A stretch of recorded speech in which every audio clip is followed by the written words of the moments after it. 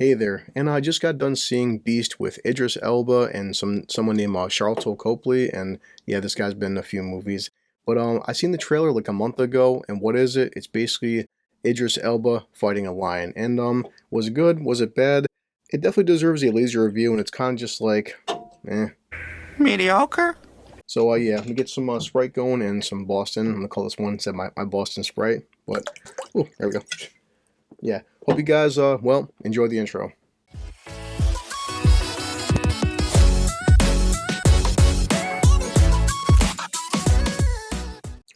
Good old Sprite Boston. Now, what's the premise of the film? What's going on? Well, off the bat, we see a bunch of African poachers. They're sitting there and they wipe out this lion pride, which is, a whole family of lions, except for one of them, which is the Beast. And pretty simple, pretty on the nose. And now we cut to Dr. Nate Daniels, who's played by Idris Elba, and his wife.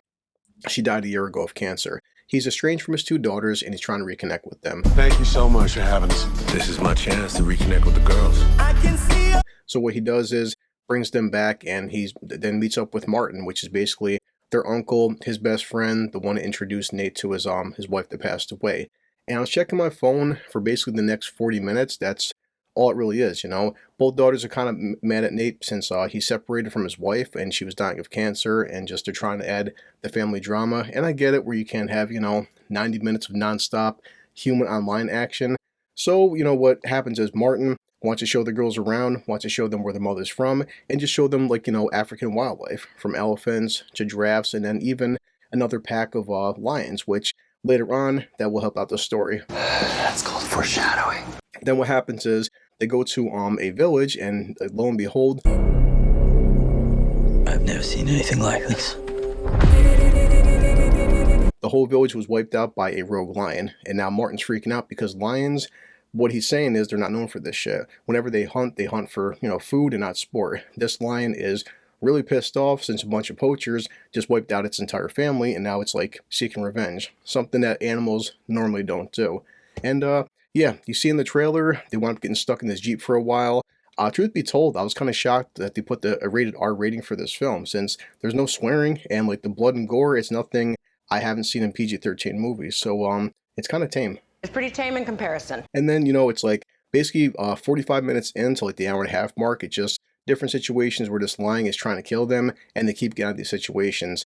Some of the dialogue with the daughters is kind of cringy and kind of bad, but I can forgive it since these are two, teenage girls and stuff, and you have this 800-pound, killing machine trying to murder them. And, people, when they're scared, do stupid things. As somebody who works in public transit, I've seen people do dumber shit than these two girls, and these people don't have a friggin', massive-ass cat trying to kill them. So, Idris Elba is just Idris Elba. This guy is fantastic as always. I mean, I could watch a movie with Idris just sitting there and reading the fucking dictionary for an hour and a half. And, much like Nicolas Cage, Idris doesn't phone it in.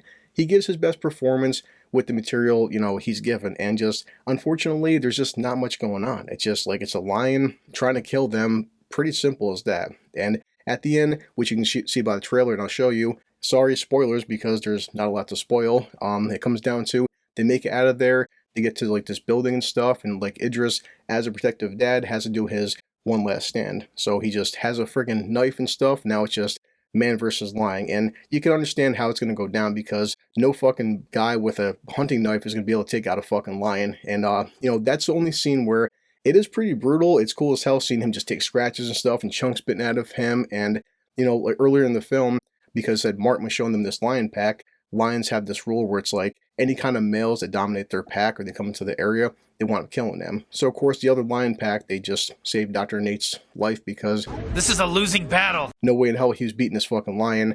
No, he didn't win. A couple of jump scares here and there, nothing fantastic. So there's not much to talk about. It was kind of it was a watchable one-time film. Any of my friends or family watching this, if they would ask, would you go out and pay for this in theaters? No, not really. I mean, again, I have the Regal Unlimited app, so I didn't pay for it. Is it a matinee movie? Yeah, I mean, if you want to spend $5 and kill a couple hours, or an hour and a half, I've seen worse films. I've seen worse. I've seen better.